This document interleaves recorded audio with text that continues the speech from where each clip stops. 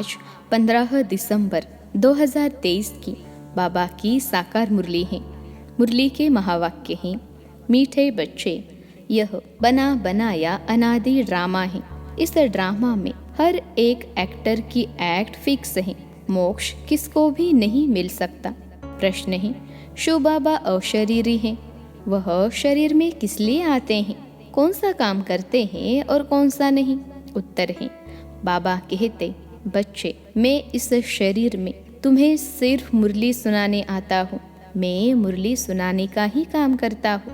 मैं खाने पीने के लिए नहीं आता हूँ। मैं आया हूँ तुम्हें नई राजधानी देने। बाकी स्वाद तो इनकी आत्मा लेती है। गीत ही छोड़ भी दे आकाश सिंहासन। ओम शांति। गीत बजाए ही वह जाते हैं जिसमें अपना तैल्लुक है। आकाश में कोई तख्त नहीं है। आकाश इस पोलार को कहा जाता है। बाकी आकाश तत्व में तो तख्त नहीं है। न परमपिता परमात्मा इस आकाश में तख्त पर रहता है। बाप बच्चों को समझाते हैं, हम परमपिता परमात्मा और तुम बच्चे जो आत्माएं हो, दोनों इस सूर्य चांद सितारों से उस पार रहते हैं। इसको मूल वतन कहा जाता है। जैसे यहाँ आकाश में सूर्य चांद सितारे हैं, वैसे हुबहू झाड़ के मुहाफिक महतत्व में भी आत्माएं रहती हैं। जैसे सितारे आकाश पर खड़े हैं, कोई चीज पर आधार नहीं है। अहम आत्माएं और परमात्मा बाप हम सब रहने वाले महतत्व में हैं। स्टार मुहाफिक ही हैं। ज्ञान सूर्य, ज्ञान चंद्रमा, ज्ञान सितारे। अब यह तो समझाया है, जब जब भीड़ पड़ती है यानी दुख होता है तब आता हूँ। पुराने को नया बनाना ही जरूर। पुराने में ही भीड़ होती है। कलयुग में है दुख की भीड़। स्वर्ग में तो सुख ही सुख है। फिर से मुझे आकर सहज ज्ञान और सहज राजयोग सिखलाना होता है। सब बुलाते हैं कि आओ। कृष्ण के लिए नहीं कहते कि सिंहासन छोड़कर आ जाओ। कृष्ण के लिए सिंहासन अक्षर शोभता नहीं, वह तो प्रिंस था ना। सिंहासन तब कहें जबकि राजगद्दी मिले। हाँ, छोटे बच्चे को बाप गोद में व बाजू में बिठा सकते हैं। तो बाप समझाते हैं, आत्माएं मूल वतन में स्टार मुहाफिक हैं। फिर वहाँ से नंबरवार आती रहती हैं। दिखाते हैं ना स्टार कैसे गिरते हैं। वहाँ से भी आत्माएं आकर सीधा गर्भ में जाती हैं। यह अच्छे रीति नोट करो। हर एक आत्मा को सतो रजो तमो से पास करना है। जैसे पहले लक्ष्मी नारायण आएंगे तो उनको सतो रजो अवस्था से पास होते पुनर्जन्म लेते लेते फिर तमो प्रधान अवस्था को पाना ही है। हर एक का ऐसे हैं, वापिस जा नहीं सकते। इब्राहिम बुद्ध आते हैं, उनको भी सतो रजो तमो से पास करना है। पुनर्जन्म लेना पड़ता है। द्वापर में धर्म स्थापक आते हैं, वहाँ से पुनर्जन्म शुरू होता है। फिर तमो प्रधान बनना है। अब उनकी सदगति कौन करे। सदगति दाता तो एक ही शिव है। कहते हैं, सबकी सदगति करने मुझे आना पड़ता है। मेरे जैसा काम और कोई कर नहीं सकता। मैं देवी देवता धर्म भी स्थापन करता हूँ। तुमको राजयोग सिखा रहा हूँ। गति और सदगति दाता तो मैं हूँ। जब तुम प्योर बन जाते हो तो फिर मैं तुमको वापिस ले जाता हूँ। तुम्हारी भी सदगति करता हूँ। तुम्हारे साथ जो अनेक धर्म वाले हैं, उन धर्म स्थापकों सहित सबका उद्धार करता हूँ। तुमको ज्ञान से श्रृंगार कर स्वर्ग के मालिक लक्ष्मी अथवा नारायण को वरने लायक बनाता हूँ। फिर तुमको वापिस ले जाता हूँ। सबको पहले मुक्ति धाम भेज देता हूँ। सबका सदगति दाता भी हो। दूसरे धर्म स्थापक जो आते हैं वह सदगति नहीं करते। वह सिर्फ अपना धर्म स्थापन कर उनकी वृद्धि करने लग पड़ेंगे। अपने धर्म में पुनर्जन्म लेते सतो रजो तमो से पास करेंगे। अभी सब तमो प्रधान है। अब इनको पावन सतो प्रधान कौन बनाए। बाप खुद बैठ बच्चों को समझाते हैं, भगवान आकर सबकी सद्गति भी करते हैं, भारत को स्वर्ग भी बनाते हैं, जीवन मुक्ति के लिए राजयोग सिखाते हैं। इसलिए बाप की इतनी महिमा है। गीता है सर्वशास्त्रमय शिरोमणि, परंतु कृष्ण का नाम लिख देने से भगवान को भूल गए हैं। भगवान तो सबका सद्गति दाता है।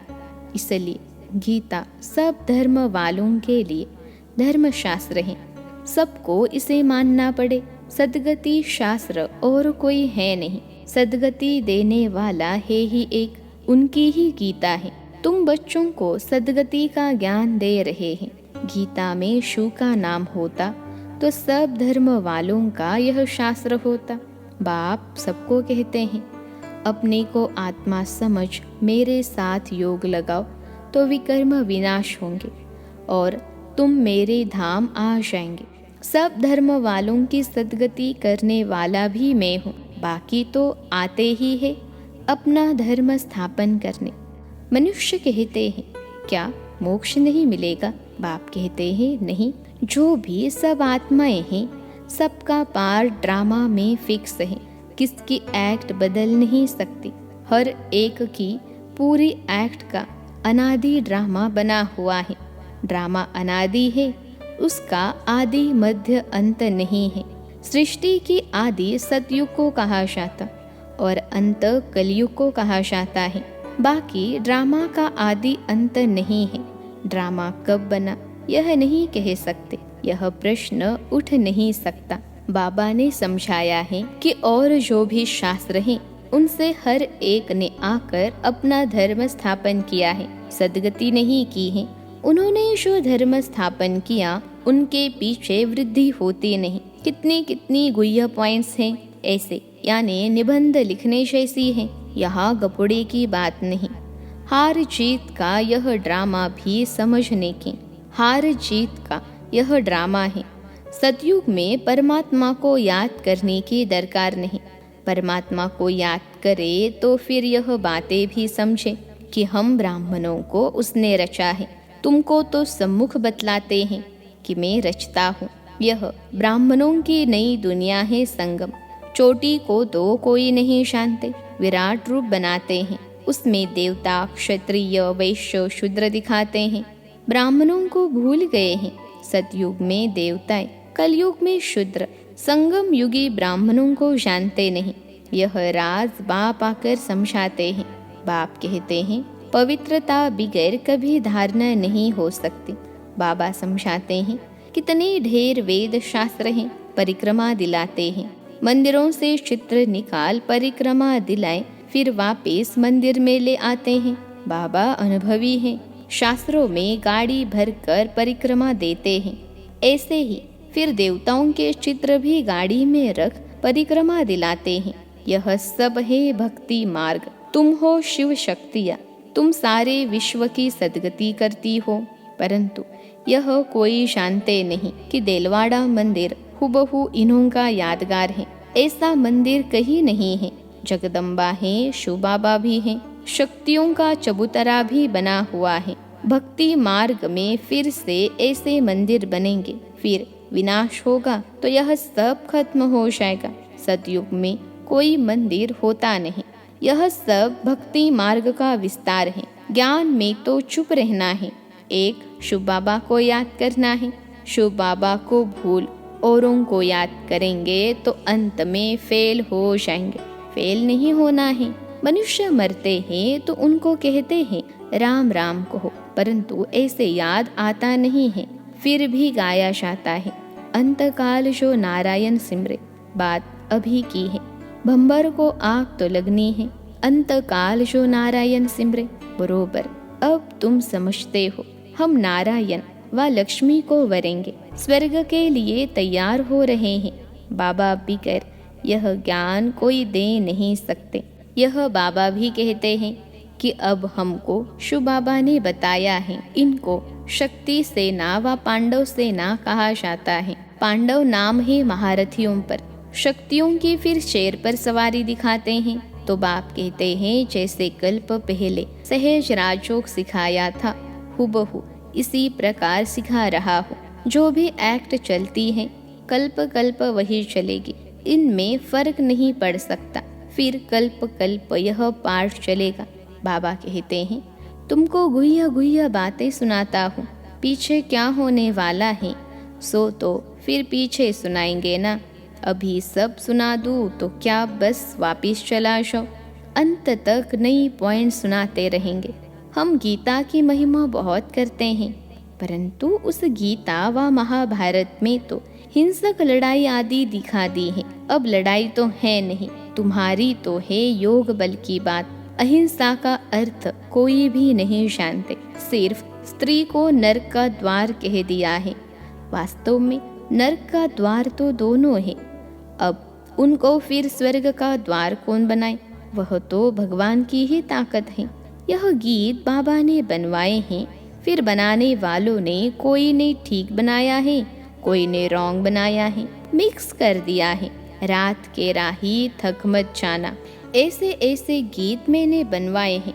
तो यहाँ की बातें और हैं, गौशाला भी है, वनवास भी है, परंतु अर्थ नहीं समझते। हमने किसको भगाया क्या? किसको कभी कहा था कि कराची में चले आना? पूछो इन शक्तियों से। यह ड्रामा में पार्ट था। जिन पर सितम हुए तो चले आए, तो राइट क्या है वह बाह बैठ बतलाते हैं। शास्त्रों में तो जो लिखा है वह है भक्ति मार्ग। उनसे तो मेरे से मिल नहीं सकते, मेरे पास आ नहीं सकते। मुझे तो गाइड बन यहाँ आना पड़ता है। कहते हैं, ऐसा तन क्यों नहीं लिया जो गृहस्थी न हो? अरे मुझे तो गृहस्थी के तन में ही आकर उनको ज्ञान देना है। उनके ही 84 जन्म बताता हूँ। तो कितनी गुह्य बातें हैं। यह नए धर्म के लिए नई बातें, ज्ञान भी नया है। बाप कहते हैं, कल्प कल्प मैं यह ज्ञान सुनाता हूँ, और कोई ऐसे कभी नहीं कहेंगे कि मैं कल्प कल्प धर्म स्थापन करने आता हूँ। लक्ष्मी नारायण दोनों नहीं कहेंगे कि हम फिर से राजय करने आए हैं। वहाँ यह ज्ञान ही प्राय लोप हो जाता है। शास्त्र तो बाद में अनेक बना दिए हैं। हम ब्राह्मणों के लिए एक ही गीता है। धर्म भी स्थापन करता हूँ और सदगति भी सबकी करता हूँ। डबल काम हुआ ना। अब हम जो सुनाते हैं वह राइट है या उन्हों का राइट है, सो तो तुम जानते हो। मैं कौन हूँ? मैं ट्रूथ हूँ। मैं कोई वेद शास्त्र नहीं सुनाता हूँ। भल इसने पढ़े तो बहुत हैं, परंतु वह सुनाते थोड़े ही हैं। यह तो शुबाबा नई नई बातें सुनाते हैं। वह तो अशरीरी हैं, सिर्फ यह मुरली सुनाने का काम करने आते हैं, न कि खाने पीने आते हैं। मैं तो आया ही हूँ तुम बच्चों को फिर से राजधानी देने। स्वाद इनकी आत्मा लेती है। हर एक का धर्म अलग है, उन्हें अपना धर्म शास्त्र पढ़ना है। यहाँ तो ढेर शास्त्र पढ़ते रहते हैं, सार कुछ भी नहीं है। जितना पढ़ते रहते असार संसार होता जाता है। तमो प्रधान बनना ही है। पहले पहले सृष्टि में तुम आए हो। तुम ब्राह्मणों ने मात पिता से जन्म लिया है। उस तरफ है आसुरी कुटुंब, यहाँ है ईश्वरीय कुटुंब। फिर जाकर दैवी गोद लेंगे, स्वर्ग के मालिक बनेंगे। मात पिता की मत पर चलेंगे तो स्वर्ग के सुख घनेरे मिलेंगे। बाकी रुद्र ज्ञान यज्ञ में विघ्न तो जरूर पड़ेंगे। बाप कहते हैं, बच्चे विकारों पर जीत पाने से ही तुम जगत जीत बन सकते हो। ऐसे थोड़े ही शादी नहीं करेंगे तो कमजोर रह जाएंगे। सन्यासी पवित्र बनते हैं, फिर वह कितने मोटे तंदुरुस्त रहते हैं। यहाँ तो ब्रेन का काम है, मेहनत है। दधीची ऋषि का मिसाल है ना। सन्यासियों को तो बहुत माल मिलता है। बाबा खुद बहुत माल खिलाते हैं। यहाँ तो बहुत परहेज रखनी पड़ती हैं। अच्छा, मीठे मीठे सिखलते बच्चों प्रति माता पिता बाप दादा का याद प्यार और गुड मॉर्निंग। रूहानी बाप की रूहानी बच्चों को नमस्ते। हम रूहानी बच्चों की सिखलते रूहानी माता पिता बाप दादा को याद प्यार, गुड मॉर्निंग और नमस्ते बाबा नमस्ते। धारणा के लिए मुख्य सार पहली पॉइंट है, ज्ञान की अच्छी धारणा के लिए पवित्रता के व्रत को अपनाना है। अंतकाल है, इसलिए ऐसा अभ्यास करना है जो एक बाप के सिवाय और कोई याद न आए। दूसरी पॉइंट है, दधीची ऋषि मिसल सेवा करते विकारों पर विजय प्राप्त कर जगत जीत बनना है। आज का वरदान है, समय की रफ्तार प्रमाण सर्व प्राप्तियों से भरपूर रहे, मायाजीत बनने वाले तीव्र पुरुषार्थी भव। समय की रफ्तार प्रमाण सर्व प्राप्तियों से भरपूर रहे, मायाजीत बनने वाले तीव्र पुरुषार्थी भव। विश्लेषण है, बाप दादा ने जो भी प्राप्तियां कराई हैं, उन सर्व प्राप्तियों को स्वयं में जमा कर भरपूर रहो, कोई भी कमी न रहे। जहाँ भरपूरता में कमी है, वहाँ माया हिलाती है। मायाजीत बनने का सहज साधन है सदा प्राप्तियों से भरपूर रहना। कोई एक भी प्राप्ति से वंचित नहीं रहो, सर्व प्राप्ति हो।